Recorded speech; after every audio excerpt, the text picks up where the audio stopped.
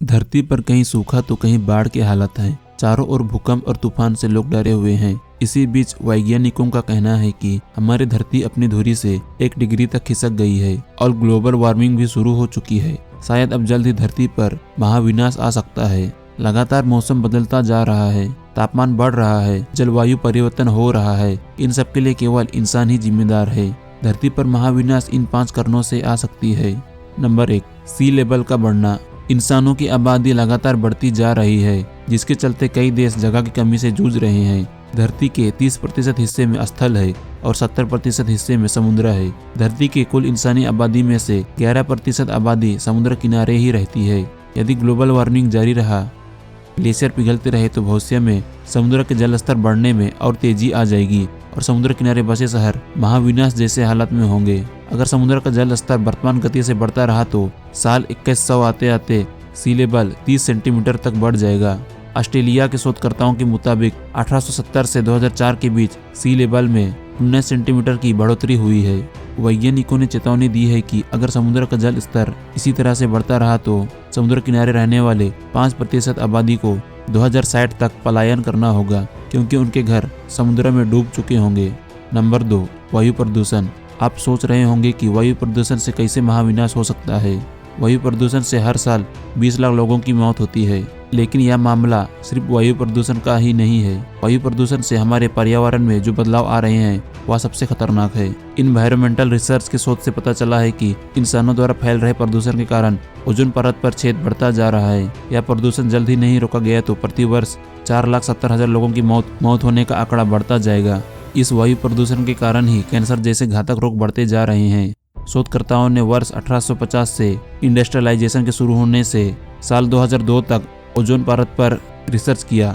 शोधकर्ताओं ने पाया कि इस दौरान ओजोन परत में काफी बदलाव आ गए हैं। नंबर 3, जल संकट। पीने योग्य पानी हमें नदी, तालाब, कुएं और बारिश से मिलती है। नदियों पर फैक्ट्रियों के कचरों को डालकर नदियों के पानी को प्रदूषित किया जा रहा है।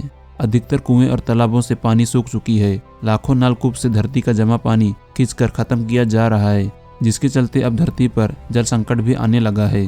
दुनिया भर में 1% जल ही पीने योग्य है। इस 1% जल के लिए होगा युद्ध।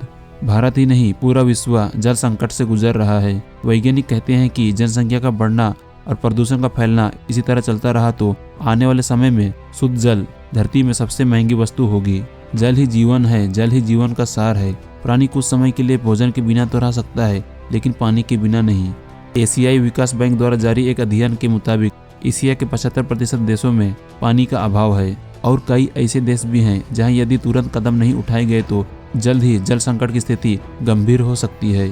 अब दुनिया के हर बड़े शहरों में धरती का जल 400 से 500 फीट नीचे पहुंच चुका है। धरती के इतिहास में पहली बार यह हुआ है कि जल स्तर इतना घट गया है। Number 4, super volcano.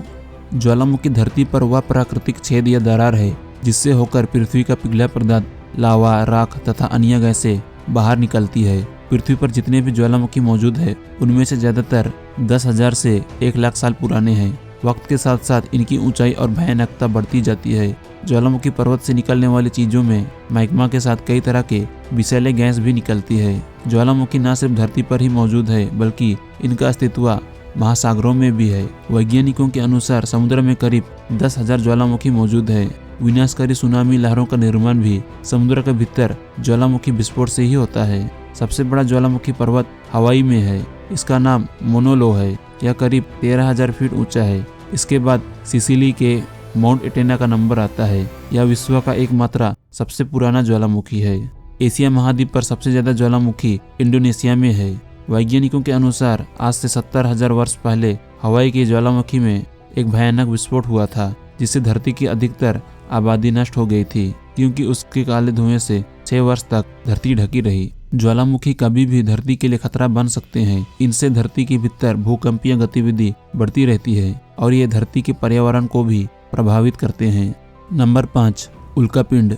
ज्यादातर वैज्ञानिक मानते हैं कि पृथ्वी पर जीवन का विनाश तो सिर्फ सूर्य, उल्कापिंड या सुपर वोल्केनो ही कर सकते हैं। हालांकि कुछ वैज्ञानिक कहते हैं कि सुपर वोल्केनो पृथ्वी से संपूर्ण जीवन का विनाश करने में सक्षम नहीं है, क्योंकि कितना भी बड़ा ज्वालामुखी क्यों ना हो, वह अधिकतम पृथ्वी के 70% हिस्से को ही नुकसान पहुंचा सकता है। पर जहां सवाल उल्कापिंड का आता है वहाँ वैज्ञानिक कहते हैं कि उल्कापिंड के गिरने से पृथ्वी पर पूरा जीवन ही नष्ट हो सकता है। इस बात से तो हम इनकार नहीं कर सकते हैं, अगर किसी विशाल उल्कापिंड पृथ्वी की ओर आती है तो पृथ्वी पर तबाही मच जाएगी।